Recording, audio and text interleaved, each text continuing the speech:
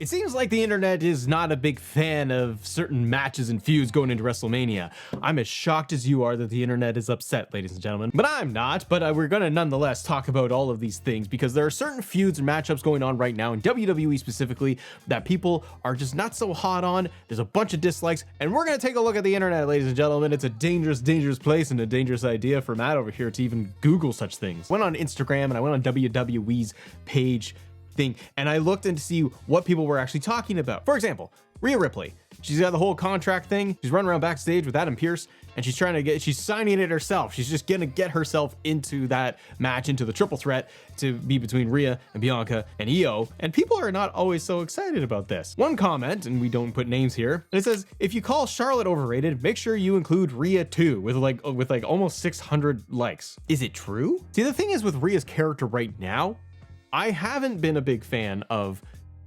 nothing's really happened. Like that's kind of the crux of this, is that with her character specifically, since she won the title, then lost the title, like Liv and then Io, she hasn't really done very much. And then she lost the title to Io. So now the story seems to be like she's desperate to do whatever she can to get into the match to make it a triple threat. And that's what she's trying to do, which from like just story perspective and context, I'm fine with. Like, I don't have a problem with it.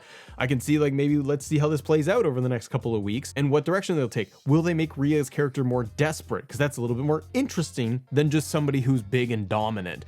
And then likewise, what would happen at WrestleMania? If you're a storyteller, a creator, a writer, and you want your work to come to life, you need to check out World Anvil. World Anvil is a set of world building tools that helps you create, organize, and store your world settings. It's an incredible suite of creative tools for game masters, players, fantasy sci-fi authors, and multimedia storytellers. Digital GM screen and campaign manager with support for 45 tabletop RPG systems, including robust libraries of characters, sheets, stats, blocks, all these tools for you to use. There's a novel planner and writing software with drag and drop scenes and chapters for you as well for publishing your work. Your subscriptions, monetizing the features. There's interactive maps you can do. So if you're somebody that's trying to build something big, like a whole RPG world that you want to have come to life, you can have all of these maps and areas that you can go and document and create basically wikis for to have everything really feel like it's coming to life for you. Let's say you're wanting to create a high fantasy world that you've written out for years. You can have it come to life with interactive maps. The world building templates are there at your fingertips. You can customize everything the way you like. You can build full wikis of all your characters and so much more. Click my link Assemble in the description to give yourself 51% off your yearly subscription to worldanvil.com. Thank you so much for World Anvil for supporting the channel. Now back to the video. But like another comment just below this is, we don't want Rhea Hogan. And I saw this a lot. People just saying, Rhea Hogan, brother. It doesn't work for me, brother, which is hilarious. But also it highlights that a lot of people are not nuts on what the direction is for Rhea Ripley right now. I personally think it would be kind of cool if she was more desperate and she's still like bullying her way in, because Rhea has gone from being a big, nasty, dominant heel to winning over the crowd and people loving her. But maybe it's time for a switch again. Maybe she does become more of a tweener. She has no allies. She has nobody else to have her back, like basically Damian Priest, who's over on SmackDown. So her character doesn't have anybody to lean on. And so if she's trying to do whatever she can to get into WrestleMania, well, of course that makes sense. Like, who wouldn't want to do that? And also like WWE, not that they use it anymore, but WWE could use the rematch clause, or she could argue that as a character, but they don't really do that much. That's a Vince thing. Obviously it does seem like it's going to be a triple threat, but comparing like Rhea to Hogan, and I get what they're trying to say. They're like, oh, it's Hulk Hogan just pushing the weight around and politicking to get this in, and people don't want it, and people are souring on Rhea Ripley. I think if they make her very like whiny, complainy that she's not getting what she wants, then I can see where the crowd is going to boo her. But look at last week on Raw. The crowd exploded from their pants when she came out and she came down to the ring. They loved her. So I do think it's just a little echo chamber of fans that are just like, I don't want Rhea Hogan, brother. But the next one that people were really up in arms about on both sides was going to be John Cena. So with John on Raw doing his big speech, and I even saw in comments, I reviewed like in depth about John Cena's whole speech and everything he talked about, and also like how they didn't allude to anything with The Rock, and like there were maybe some missed opportunities in there to really flush that out a little bit more. It was the "you people" speech. it was everyone's fault. And I would see comments, even myself, of people being like, this is exactly what John Cena was talking about. It's people like you. I'm like, oh no, like I'm so scared right now. No, but even on like online, so if I look at WWE's clip of John Cena's speech with that kid, that was hilarious, by the way, ruined that kid's childhood as it even just got started. A couple of comments in here is like, one got 600 likes by the time I grabbed this, and it says, John is exposing the WWE universe so bad. LOL. And guess what?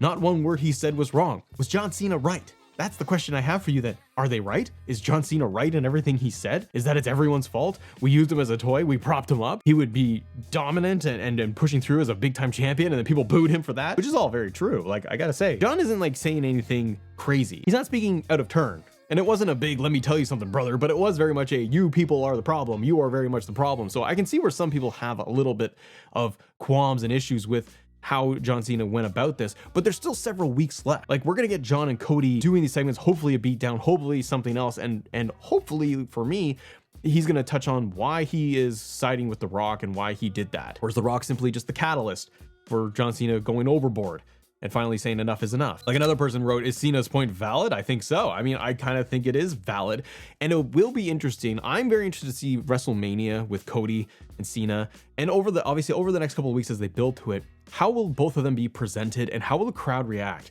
Is the crowd going to almost side with Cena because they like that he is a heel, because they like what direction he is taking with all of this and it's kind of cool? Or are they going to be like they did on Raw, where they just boo him out of the building, they buy into the whole storyline of the character, and they just go with it? Because Cody, I said this in like my Raw review recap of the segment, the thing I wish Cody did, and I know they will probably get there, but like Cody's character has been fuming for weeks over what John did, and he went in the ring and he called him a biatch and then ran out. Cody should have gone in there and just smacked him in the face. That's what a 2-for-1 special like LA Knight would have done. 2-for-1 special.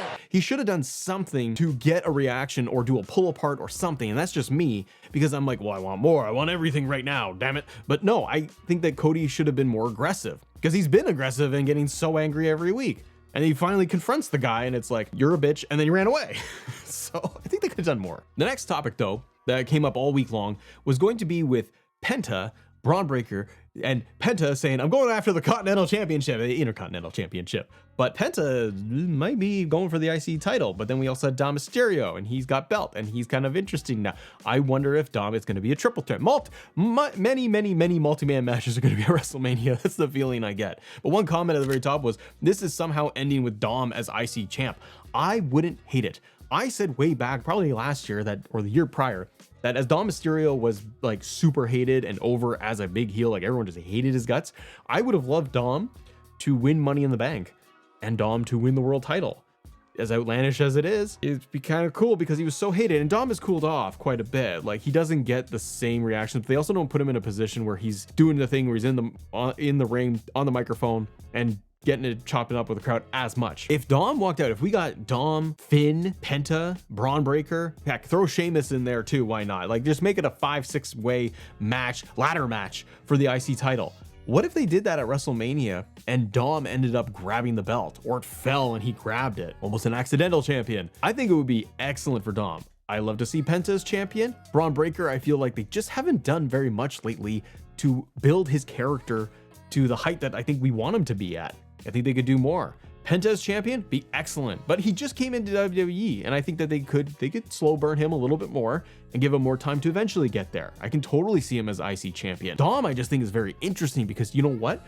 If you get Dom with the IC title, you have huge heat on him, probably be more interesting for that mid-card division, and now you got all these baby faces chasing him like Penta, and you could do Penta versus Dom at Backlash and SummerSlam and all of that, and then maybe Rey Fenix when he comes in. There's a lot of options there, so I'm kind of on board. I like to see Dom as IC champ. Now, what did you guys think of the Seth promo? I wasn't a fan because it was a whole lot of nothing. It was just him talking about how he's going to SmackDown to talk to Punk and Roman. I'm recording this before SmackDown when this happens. I thought it was very much just nothing. Like, we didn't even need it because there was no interference, there was no talking, they could have pre-filmed something. I don't know, I'm just critiquing it. But like, one comment here online for Instagram was just that this promo was bad, man. House show vibes. Someone else wrote, what was this crowd? So dead. I don't know are you serious? That crowd was insane. Like, the whole show. That is not correct. And I bring this up because it's one of the top comments here. I do feel that this promo it just wasn't great. It was fine, but it didn't advance anything. It was kind of meaningless. Like, why not just do a pre-film segment with Seth, Roman, and Punk, where they're all gonna be like, I'll see you Friday. Okay, the other one though, that was really big for this whole week was Gunther, Jey Uso, and the world title. People are not into this, man. And it's been going on for weeks and weeks, months even, because he's been feuding forever. People are not into this entire matchup for the world title, the Royal Rumble winner. I know that Jey has even made comments. I've seen it posted online where he's like, I don't care where I am on the card. Like, it's going to be great and we're going to have fun. And I think it will be a great match. I think it'll be a lot of fun. But I feel as a fan, I'm like, I'm ready for this match to just happen so I could see it and kind of be done with it, because the build really hasn't been anything. I don't like that the build has been, I'll get an exhibition match and now I'll get one. And then what we saw on Raw where Jey beat Austin Theory in like a minute, and you blink and you missed it, and that was over. And people are really upset that Austin Theory got treated this way, that he got like just a squash match from Jey. And also, I think more so on top of it is that the build between Jey and Gunther hasn't been what people really have wanted. I have no doubt that Jey's gonna win the world title. They want that big celebration moment at Mania. Everyone's yeeting in the crowd, and then the next night on Raw or whatever, it's gonna be everyone just yeeting crazy. He's got the belt. But putting Jey into singles actions against Austin Theory and Grayson Waller and chalking it up with Alpha Academy, it's kind of like, why is this a mid-card title? Like, this really doesn't feel like a big important thing from your Royal Rumble winner. Like, one comment just says, please have Gunther retain. The next one was just with like 5,000 likes. It was like, some might be mad at me, but this Gunther and Jey storyline might be the weakest going into Mania. And I kind of do agree. I think Tiffany and Charlotte is also very weak from a storyline perspective. Maybe it'll heat up over the next few weeks, but I certainly haven't been into it that much. And the Jey Gunther one, we've had the matches. And the Royal Rumble win was amazing, and he's super over with the crowd. Like, there is no doubt about it. Top merch seller. There's huge reactions when he comes out all the time. But I think that a lot of people are just feeling like it's a mid-card match and let's just get this done. Speaking of which, I screen grabbed this, which just gave some stats of like the most disliked videos for WWE. But I did see this like popping up for Jey specifically. I don't know how accurate all of these are, but like the Jey Uso Austin Theory match got 72,000 dislikes. And the other one, number 5, they put down here is 48,000 dislikes for like Jey Uso in the ring. But 72,000 dislikes for the Jey Austin Theory match because it wasn't a match. Like, it just wasn't, it was advertised and all that. But I'm like, if you're not gonna have enough time, because maybe it's because John Cena's promo went really long and they had to cut stuff. And if you're gonna walk in there and be like, we're gonna have a 1-minute match, why do the match? Why not set up the match and then it just breaks down to the ending? Like, don't do the match, ding, ding, ding, ring the bell, because that squashes Austin Theory. Why not have it where Jey's coming down to the ring and Gunther just attacks him before the match happens, and then even Austin Theory and Grayson Waller get in there and they beat up Jey? Like, then you get more heat on them and you get sympathy for Jey. And right now, I don't feel like we have that. I need to see Jey get really like bloodied and messed up by Gunther, powerbombed to like nobody's business,